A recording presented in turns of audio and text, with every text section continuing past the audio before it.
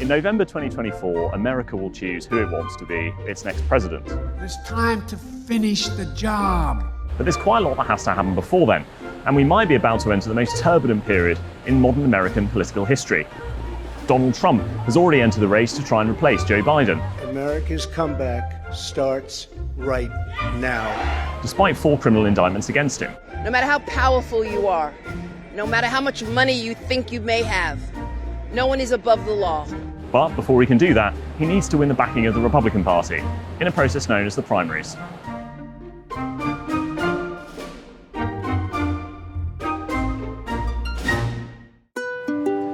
More than a year before the election, candidates start to enter themselves into the race. But first, Democrats and Republicans in each state must choose who they want to be their nominee. In most states, that works on a secret ballot, a little bit like a British general election. But in a select few, like Iowa and Nevada, it works on what's called a caucus, where a show of hands or standing on one side of the room allows voters to choose who they want to represent them.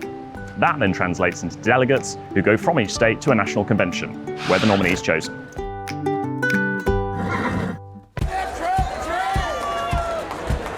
You may not like him, you may not like his attitude, you may not like his personality, but you gotta trust his heart. This man puts America first, and that's what I'm voting for. In the Republican polls, Donald Trump still remains the frontrunner. That's despite 4 criminal indictments against him, including claims that he illegally stashed documents at his Mar-a-Lago home in Florida, that he covered up payments to a porn star, and that he attempted to turn over the 2020 election loss to Joe Biden. It's almost like I wake up in the morning, do you think they'll arrest me today? I never got arrested before. But even if he was sent to prison by a state or federal court, he could still run in 2024 to be the next president. On the Democrat side, Joe Biden is running again to be the nominee, and it's extremely difficult to defeat an incumbent president. There's an extremist movement that does not share the basic beliefs in our democracy. The MAGA movement. Although even among his own party, there are some concerns about him running again at the age of 81, and his gaffes and trips on the world stage only seem to be getting more and more frequent. There's no national treasure, none that is grander than the Grand Canyon. The Grand Canyon, one of the Earth's 9 wonders of the world. State-by-state primaries and caucuses kick off early next year, and January will see the Republicans choose who they want to be their nominee in Iowa. But for the first time ever, the Democrats have moved their selection from Iowa to South Carolina, marking the biggest change to the Democratic National Convention in decades.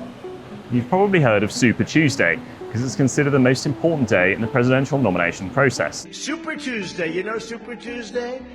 March 5th, 2024, the same day that the radical left Democrats are taking me to trial. Voters in half a dozen states, including California, Virginia, North Carolina and Texas, will all choose their nominee on the same day, March the 5th. The parties then choose their nominee based on the number of votes that each candidate receives in those state primaries. That happens at the respective Democratic and Republican national conventions. It's there that they finally choose their nominations for the election in November.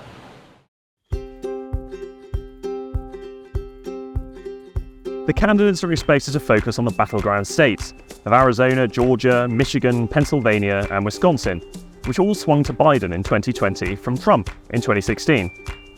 The swing votes in those states represent a small slice of the electorate, but they can turn the entire outcome. That's because the Electoral College gives more sway to smaller states. Every state receives at least 3 electors, no matter its population. So Wyoming, with a population of about 580,000 people, has 3 electoral votes. That means that each elector potentially represents 193,000 people. But in a state like California, which has around 39 million people and 54 electoral votes, each elector represents 723,000 people.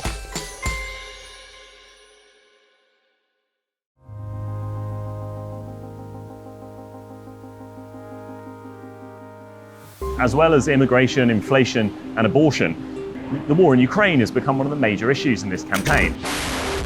Democrats and the mainstream of the Republican Party have backed Joe Biden's decision to send millions more dollars to President Zelensky. Today, I approve the next tranche of U.S. security assistance to Ukraine. The way you stop bad people from doing bad things is you have to show strength. American strength keeps the world safe. But there is a hard core of Republicans who think that America has already spent too much on the war. That includes Donald Trump, Ron DeSantis, Ramaswamy, and some of the more successful Republican candidates.